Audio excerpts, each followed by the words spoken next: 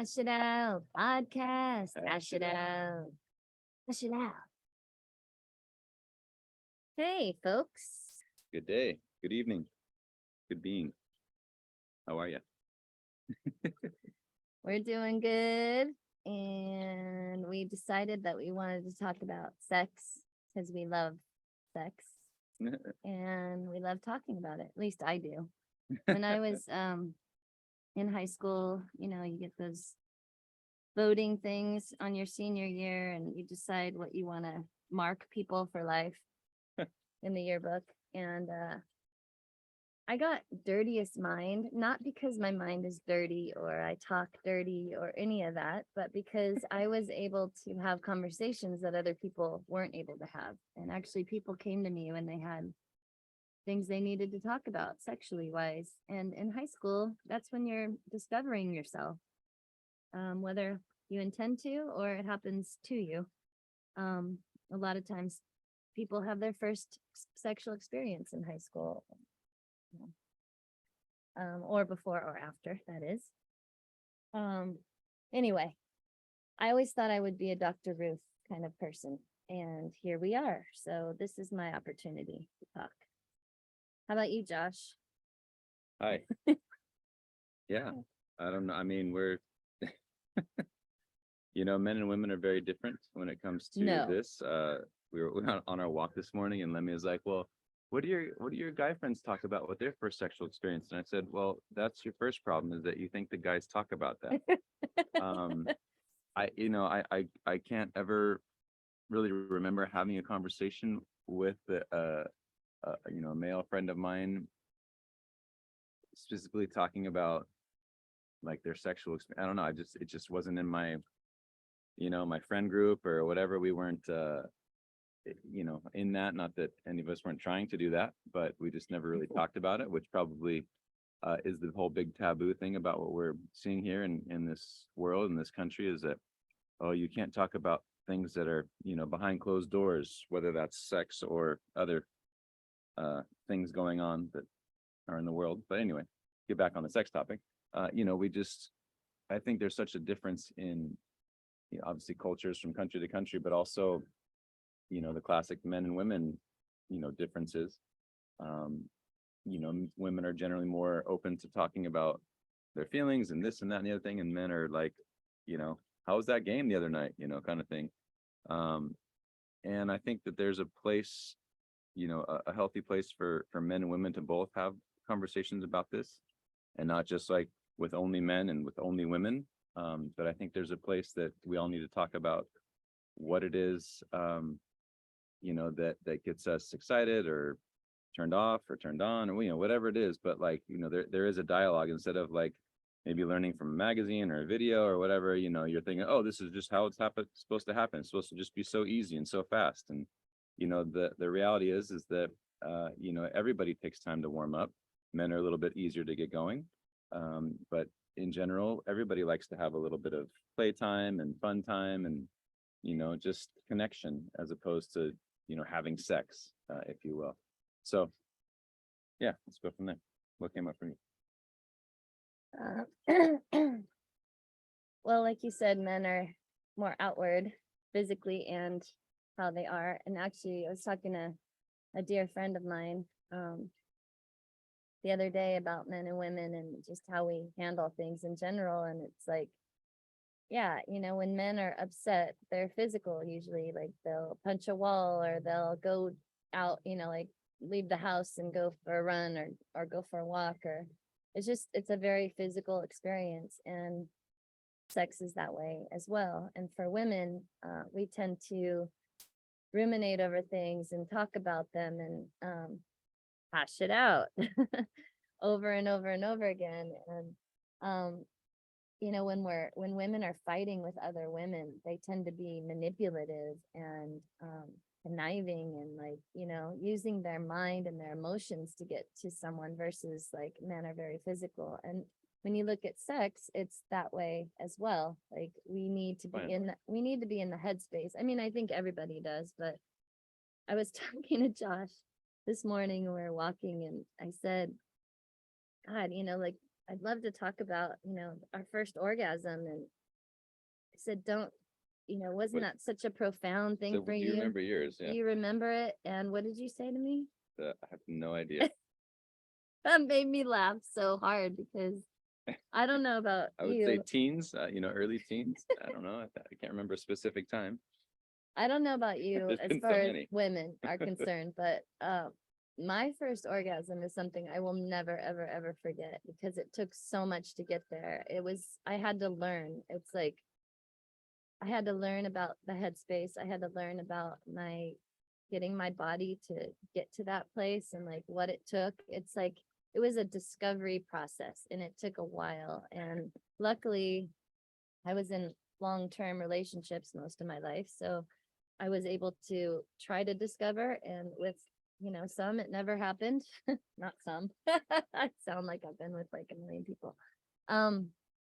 Yeah, with my first, I should say, it never happened. So I am totally in understanding that, our mental, emotional, and physical processes, men and women, are very different in sex, in friendship, in relationship, all of it.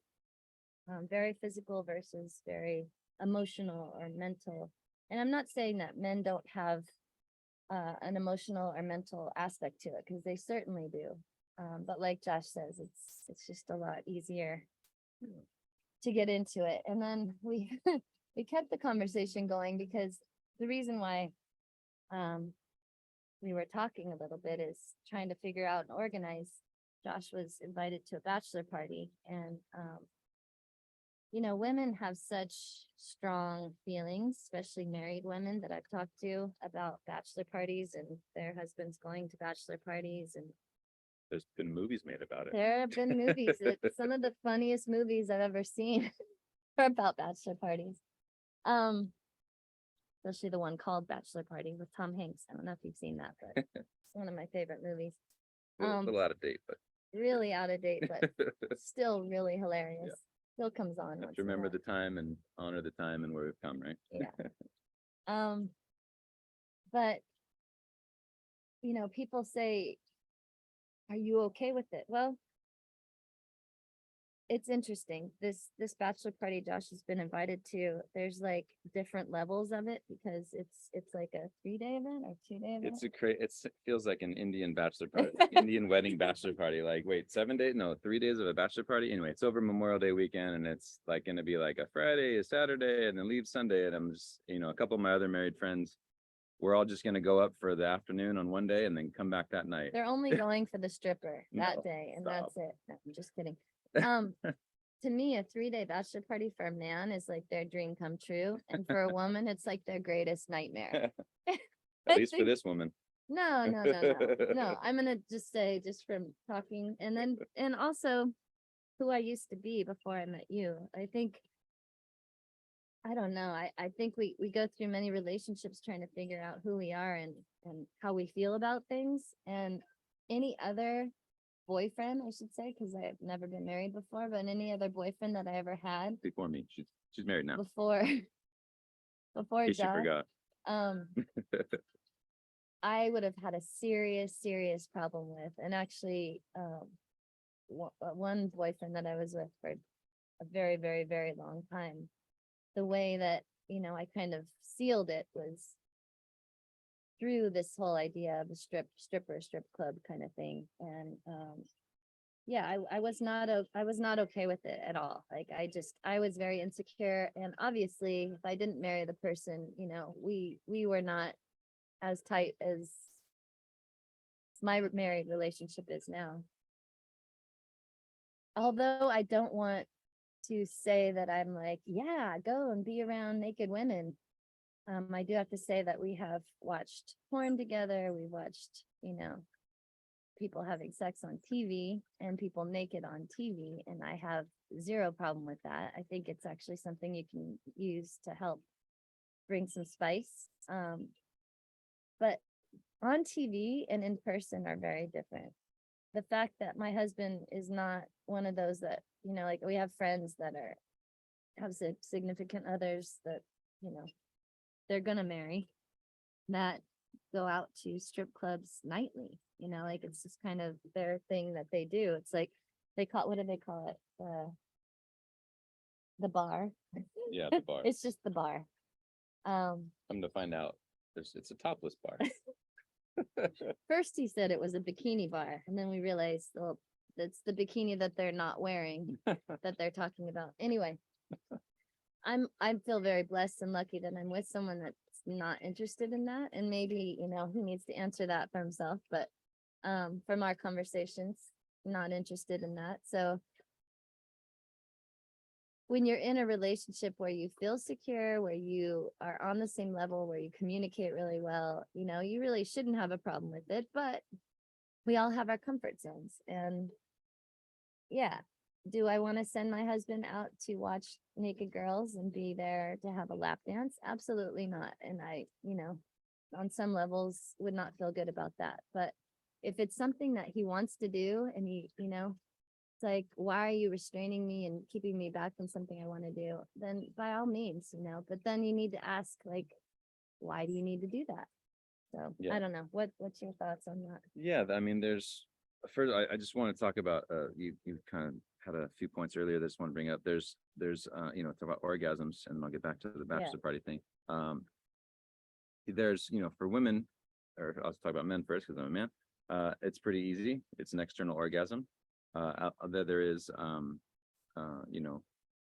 other places like the prostate that can be stimulated for men, whatever, to have like an internal feeling of an orgasm. But women, they have external and internal places. So there's places to be exploring that and finding that if you haven't had one or the other, then like Lemia said, it took her a long time, whatever, her first experience. So it's about knowing those different pleasure points for each of us, and connecting with yourself and connecting with your own body and feeling comfortable with you and your life and your sexuality and your sensuality. And then you can explore with other people that you trust consentingly, right? So that's that. So there's a lot of different ways to have orgasm. Back to the bachelor party thing. When I was married previously, and in that mind frame, I was in my mid-20s, highly immature. As we all know, male brains don't develop really fully until like mid and late 20s. So I was in that go with the flow and go with the societal norm of, that's a cactus, careful here. And that's a societal norm, of it's of course a man's getting married, of course you have to have a bachelor party, of course you have to go to a strip club and blah blah blah. So I indulged in that aspect of reality. Did you have a bachelor party? Yeah, I remember in Laughlin. Went out to Okay. Laughlin. Yeah. Took some friends out to Laughlin. We drove out there, had like a camping night for a couple of nights with a few of my friends, and then some more friends met us out there. And then we did, we went over and gambled, and then we went to this really, it was like Laughlin's all you have to say. it was Laughlin, It's not Nevada, Vegas. and then they don't have strip clubs in Laughlin, Nevada, so then you had to go over to a place called Bullhead City, Arizona, which is exactly how it sounds. Yeah, it was not an enjoyable time. And then the funny The thing girls is, were not and attractive. yes, that's an understatement. And so then it's funny because the instant karma about it, or however you want to call it, the very next morning, we're young and we're drinking and we're partying, and I had like an hour or two of sleep, and we'd made plans to go fishing, which I don't do anymore. Made plans to go fishing up on the lake. And so we go, like 2 or 3 of my friends, we go out, we get early morning, it's like 6 a.m, we're gonna go fishing. Slept for like 2 hours, go to turn my car on, and literally part of the battery cap, I had one of those refillable batteries back in the day, and it had somehow gotten loose from the battery from the off-roading excursion. Anyway, I'm taking up a lot of time here, but anyway, so we get there, and I go to start my car, and it starts, and then it sounded a little weird starting, and then all of a sudden just this like explosion sound. And apparently what we could figure out was that the little piece of a battery cap somehow got wedged in between the fan for the radiator and the engine, and somehow it wedged itself between the engine and the fan was plastic, and the fan just disintegrated into like 100 pieces Oh, geez. inside inside the parking garage in this hotel we were staying at, and like boom, the car died. Literally the next morning after I just had gone to this place where inside my soul I was like, like there's that soul voice that's like, you don't really need to do this, and then there's the society voice is like, come on man, yeah, it's a bachelor party, do it for your friends, and the whole peer pressure thing. So anyway, the karma of that was my truck needed like $1,000 of work, and it was so Right. luckily got it all fixed out, fixed, and came back home. But it was just like, it was one of those things. So needless to say, I haven't been to one of those establishments since then. This has been 20 years now. So, and we're not planning on doing anything like that this coming weekend or whenever the weekend is. Josh and I are not going to strip club this weekend. No, we are not. Not that I know of, unless you got some sort of surprise date for us. But That's anyway, not a date night that I want to Yeah. attend. but everybody has their feeling, not to quote, or be cynical or whatever, but prostitution is the oldest business in the world. And And we're men, Puritans. and we are from a Puritan society, or we're based from a Puritan colonialism, ruthless steel, like we're so pure and pure, but we're gonna kill Native Americans to take land. That's anyway, that's a whole That's other a different topic. podcast. I'm gonna go into another topic later on about that, but essentially we are human. We need to have and experience the gift of sexuality and having the joy of sex and orgasm and all the and closeness and connection and all and trust, all these things that make a good sexual experience, right? And we've all had bad sexual experiences, maybe some worse than others, but we have to honor ourselves and our journey, and as we change and we grow and we want to experience different things, it may work for people to I have a family member, an ex-family member that went swinging. They started swinging in their marriage, and then that marriage broke up. Mhm. So it's not like all these different things like on the different X-rated shows or whatever they're called, the porn videos. It shows this like glamorous life, and like it's not real, right? And if you're watching those videos thinking that it's real, that's the first There's a problem, problem. right? If you do want to watch or indulge in those types of things, please know that it's not real, that's not how things work.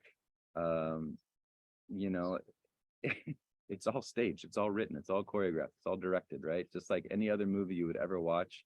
Don't put all of your faith into Avatar. That's not reality right now, right? It's a beautiful thing, but it's not.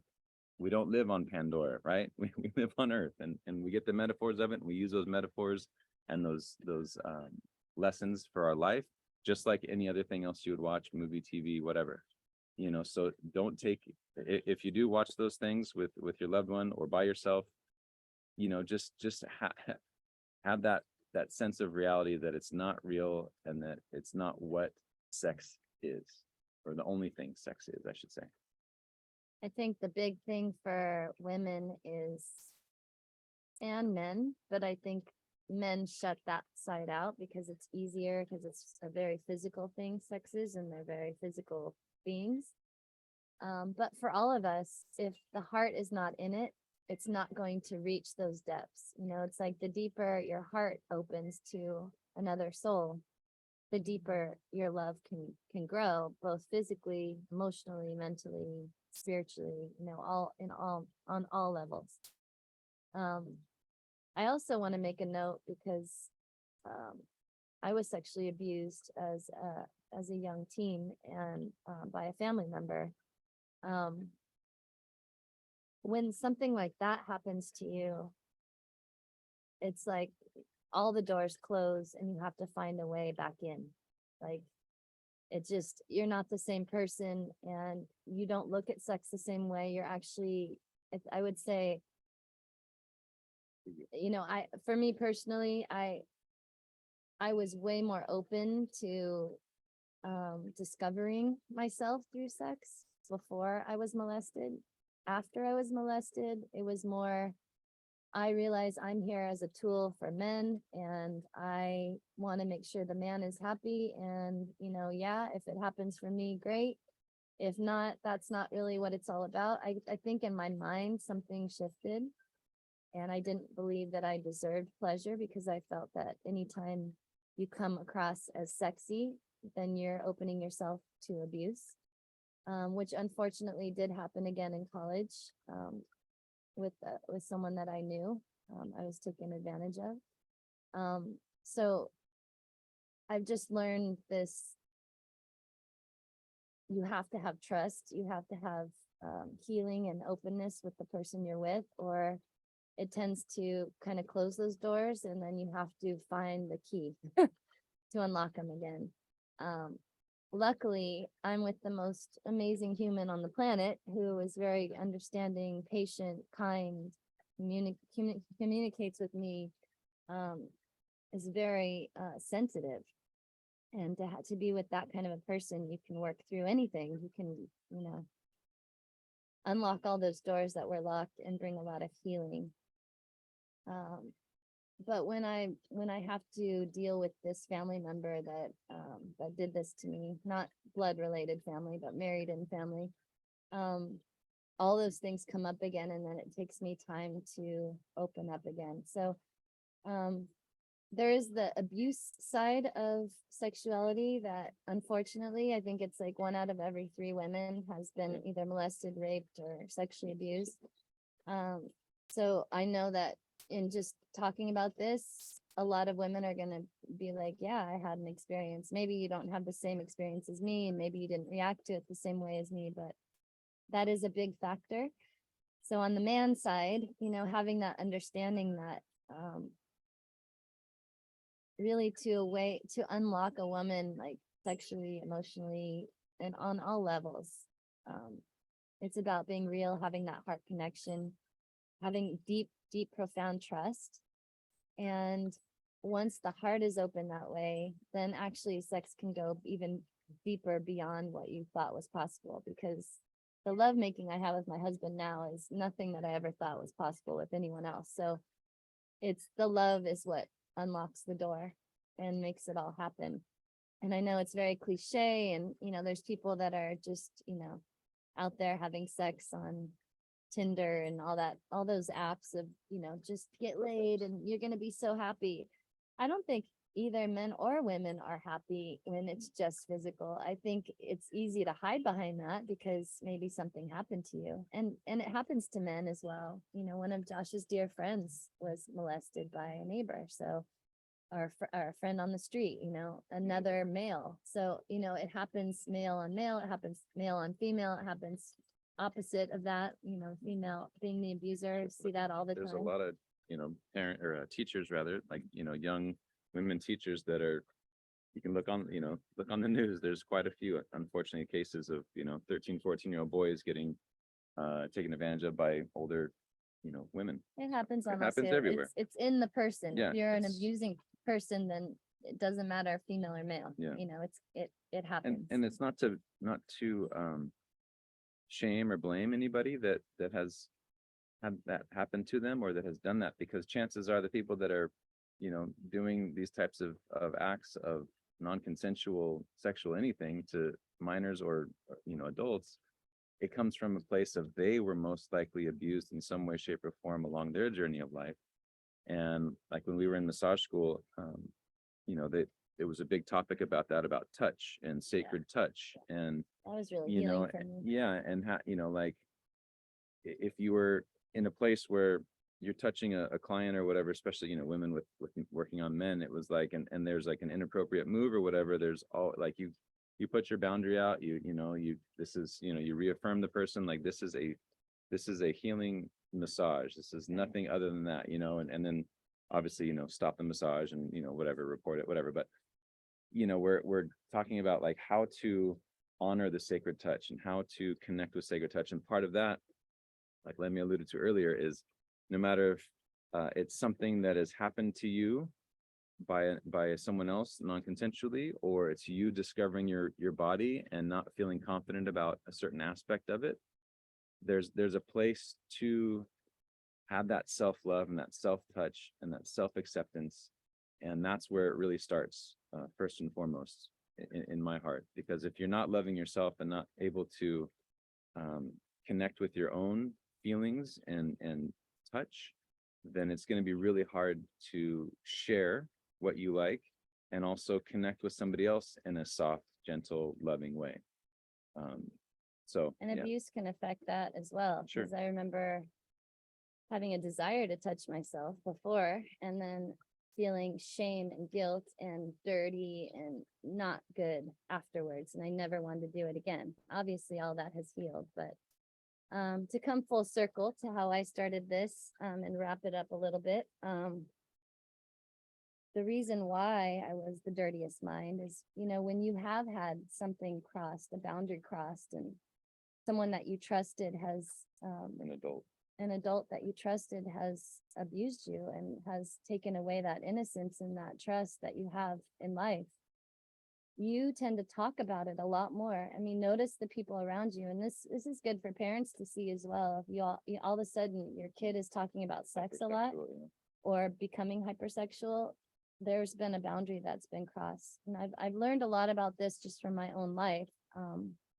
But the reason why I wanted to talk to people about it is because I needed an outlet. I needed to hear, this happens all the time to everybody. This is normal, or no, it's not normal, or, how do you get out of a situation like this? And to anyone that's been abused, sometimes you don't talk about it for 20, 30 years later because you have so much guilt and shame. And I really appreciate those laws that have been passed that say, you can, that you can come back and you can go after that person. That's something I'm still meditating on, because my abuser actually got fired as a high school teacher because before he abused me, was fired as a high school teacher, had to change careers because he was inappropriate with high school girls. Wasn't allowed to be a teacher anymore. And then went right into volleyball reffing and had no problem with that. For girls, and still does that. And anyway, that's a whole other podcast, but there are monsters out there and the law doesn't always protect you against them. And know that sex can be healed. You can come back from things like that. You can actually have a loving, committed relationship that's healthy and have a healthy sexual relationship after abuse. And that'll be a different podcast. Anyway, we wanted to talk about sex in a fun way, but there are all aspects of sex, so you have to accept all points of view and all angles in order to look at it as a holistic aspect of life, because it's part of being human and it's part of being healthy mentally, emotionally, and physically. Having sex, actually, I noticed people that don't have sex actually have some emotional and mental issues that get in the way of like normal physical friendships even.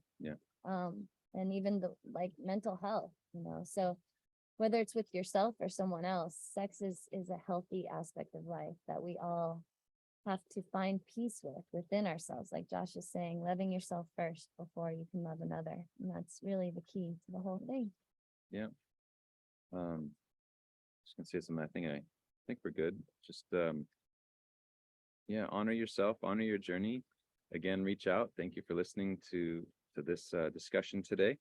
We are grateful. You never know where it's gonna come. Or go. Come or go. Come. Pardon the pun on coming. Sorry, I had to put that in there.